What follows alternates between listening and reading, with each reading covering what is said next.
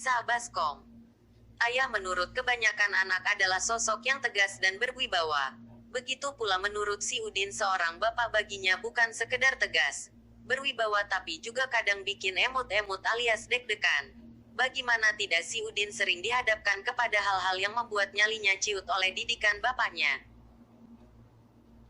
Pernah saat neneknya meninggal dia diajak oleh bapaknya melayat. Saat jenazah neneknya sudah di dalam masjid di kota tempat tinggal neneknya. Kebetulan saat itu belum azan untuk salat asyar, jadi masih sepi. Karena para tamu undangan belum ada yang datang ke masjid, tiba-tiba bapaknya menyuruh si Udin menjadi imam salat jenazah berdua dengan bapaknya yang menjadi makmum. Kebetulan saat itu tamu undangan masih sepi karena waktu salat asyar masih lama. Sungguh pengalaman yang membuat deg-degan karena dia jadi imam dengan bapaknya yang menjadi makmum dan cuma mereka berdua di depan jenazah neneknya. Mungkin bagi orang jenazah itu sosok yang menyeramkan tapi bagi bapak si Udin, itu ujian mental dan juga tanda bakti kepada bapak dan neneknya. Mengenang kejadian ini si Udin kadang tertawa sambil berdoa semoga bapaknya diberikan rahmat di alam barzah. Di kesempatan yang lain saat salat fardu bertiga dengan ibunya di musala di depan rumahnya tiba-tiba bapaknya mundur satu langkah dan memberikan isyarat kepada si Udin untuk maju menggantikan beliau melanjutkan menjadi imam salat karena saat itu bapaknya kurang sehat dan suaranya tidak bisa keluar sebab serak. Saat memijit bapaknya maka bapaknya bercerita bahwa dulu dua kakeknya datang. Kakek dari bapaknya dan kakek dari ibunya. Keduanya bertamu ke rumah orang tua si Udin. Saat salat berjamaah, kedua kakeknya saling suruh menjadi imam. Karena maklum sesama orang tua saling hormati. Dan mereka berdua juga sama-sama guru ngaji kalau bahasa di kampung si Udin keduanya adalah tuan guru. Karena tak ada yang mau menjadi imam salat, maka kedua kakeknya mendorong bapak si Udin yang menjadi imamnya. Akhirnya bapak si Udin yang menjadi imam salat untuk kedua kakeknya. Maka cara kedua kakeknya ini juga cara si Udin dididik oleh bapaknya menjadi imam salat. Pada suatu hari ada seorang ibu tetangga si Udin datang ke rumahnya dengan membawa wadah berisi air atau baskom. Minta didoakan karena suami dari ibu tersebut sedang sakit. Ibu itu pun mencari bapak si Udin. Tapi bapaknya malah memanggil si Udin dan meminta dia yang mendoakan air tersebut. Yang dibawa oleh si ibu. Karena bapaknya akan menghadiri rapat di kantor desa. Uji nyali lagi ini bapak ucap si Udin dalam hati. Ditolak tak enak, diterima tak pernah menjampi orang. Karena kalau si Udin sakit biasanya bapaknya yang membacakan doa di ubun-ubunnya. Karena si Udin sering merasa melihat cahaya besar tapi kadang kecil yang membuat kepalanya pusing. Kadang juga sering merasa jatuh dari atas langit. Nah bila si Udin mengadukan hal tersebut maka bapaknya membacakan doa di ubun-ubunnya setelah itu baru dia tidak pusing lagi. Maka si Udin pun bertanya tentang sakit suami si ibu. Dia pun mulai bercerita. Paman Ustadz merasakan kesadarannya hilang. Sepertinya ubun-ubunnya terbuka. Jadi pikirannya entah pergi kemana. Kemarin Paman Ustadz pergi mendaki gunung karena memang beliau sering mendaki. Di saat mendaki beliau melihat pohon pisang aneh. Buahnya menjurus lurus ke atas. Yang biasanya buah pisang tentu menjurus ke bawah karena berat juga. Maka tanpa banyak berpikir beliau mengencingi pisang tersebut. Setelah selesai tiba-tiba dia pingsan tak sadarkan diri maka teman-teman Paman Ustadz yang membawa Paman Ustadz turun dari gunung sampai rumah. Mendengar cerita ibu tersebut si Udin menjadi ingat larangan hadit kencing pada lobang dan di bawah pohon yang lagi berbuah. Di bawah pohon tempat bernaung manusia dan jalan yang dilewati orang. Diriwayatkan dari Qatadah daripada Abdullah bin Sarjin radhiyallahu anhu. Sesungguhnya Nabi Shallallahu Alaihi Wasallam bersabda, jangan kamu sekalian kencing di dalam lubang tanah dan apabila kamu hendak tidur maka padamkanlah pelita kerana nanti mungkin ada tikus yang menjatuhkan pelita lalu membakar rumah kamu dan ikatlah serta tutuplah bekas-bekas minuman kamu dan tutuplah segala pintu bila waktu malam. Berkata mereka bagi Qatadah, kenapa dilarang kencing dalam lubang tanah? Jawabnya, sesungguhnya lubang tanah itu tempat tinggal jin. Riwayat Imam Ahmad dan Imam Abu Daud. Dikeluarkan oleh At-Tabrani yang menjelaskan tentang larangan buang hajat di bawah pohon berbuah dan di tepi sungai yang mengalir. Riwayat Imam Tabrani. Dari Abu Hurairah radhiyallahu anhu, Nabi Shallallahu alaihi wasallam bersabda, "Hati-hatilah dengan alainain dua orang yang dilaknat oleh manusia."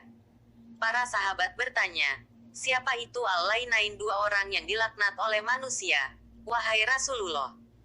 Beliau bersabda, "Mereka adalah orang yang buang hajat di jalan dan tempat bernaungnya manusia." Riwayat Imam Muslim. Kencing pada lubang karena itu rumah hewan kecil, hewan melata serta juga rumah jin, dan dilarang kencing di tempat bernaung manusia karena mengundang laknat manusia kepadanya. Lah ini paman malah mengencingi pohon pisang yang buahnya aneh, jangan-jangan itu kepunyaan bangsa jin. Pantas saja paman abis kencing langsung pingsan, mungkin dipukul jin pemilik pisang itu. Si Udin pun mengingat ilmu kaifiyat, yaitu sejenis ilmu cara seperti cara Rasulullah Shallallahu alaihi wasallam membalik selendang setelah salat istisqa. Hadits dari Abu Hurairah radhiyallahu anhu. Pada suatu hari, Rasulullah Shallallahu alaihi wasallam keluar untuk melakukan istisqa. Beliau salat 2 rakaat mengimami kami tanpa azan dan iqomah. Lalu beliau berkhutbah di hadapan kami dan berdoa kepada Allah. Beliau mengarahkan wajahnya ke arah kiblat seraya mengangkat kedua tangannya. Setelah itu beliau membalik selendangnya, menjadikan bagian kanan pada bagian kiri dan bagian kiri pada bagian kanan. Riwayat Imam Ahmad. Dalam riwayat oleh Imam Muslim, Nabi Shallallahu alaihi wasallam beristisqa dan mengarahkan punggung kedua tangannya ke langit. Si Udin kemudian meminta si ibu membaca surat Al-Fatihah pada air yang ada di dalam baskom karena doa seorang istri yang solihah yang berbakti kepada suaminya untuk kesembuhan suaminya sangat makbul karena seorang istri berdoa dengan hati, tidak cuma dengan lisan. Kemudian si Udin pun mengingat pengajian kitab Fathul Muin tentang cara kunut saat salat subuh dengan membalik tangan ketika berdoa dengan doa tolak balak. Ya Allah, hindarkan kami cobaan hidup, kekurangan pangan, wabah penyakit, dan yang lain yang tidak bisa ditangkal oleh selainmu. Semua itu merupakan ilmu kaifiat, maka dia mendoakan tutup wadah baskom supaya ubun-ubun suami ibu juga tertutup sebagaimana tertutupnya baskom. Dia pun berdoa dengan sholawat tip yang pernah diajarkan oleh padenya saat mengaji di musala beliau. Sholawat tip adalah sholawat meminta kesembuhan karena dengan karunia dan rahmat Allah maka Rasulullah dijadikan sebagai dokter penyembuh dari penyakit hati seperti syirik, takanur atau sombong, dengki, ria, ujub, sum'ah, fanatik adat jahiliyah. Dokter yang mengetahui rahasia madu sebagai obat fisik, begitu pula khasiat minyak zaitun, kurma, jahe dan obat herbal yang lain. Dan beliau juga yang mengajarkan supaya mata dan pikiran sembuh sebab membaca Al-Quran. Berikut ini lafaz doa yang dibaca si Udin. Ya Allah, curahkanlah rahmat kepada pimpinan kami Nabi Muhammad yang menjadi dokter hati dan obatnya, penyehat badan dan kesembuhannya, cahaya mata dan sinarnya, kekuatan ruh dan makanannya, dan juga curahkan rahmat atas keluarga serta para sahabatnya. Serta berikan keselamatan dalam setiap kejapan mata dan tarikan napas, sejumlah semua yang engkau ketahui. Untuk membela Rasulullah Shallallahu alaihi wasallam, para sahabat rela menjadikan tubuhnya menjadi perisai karena beliau sebagai kesembuhan bagi jiwa mereka.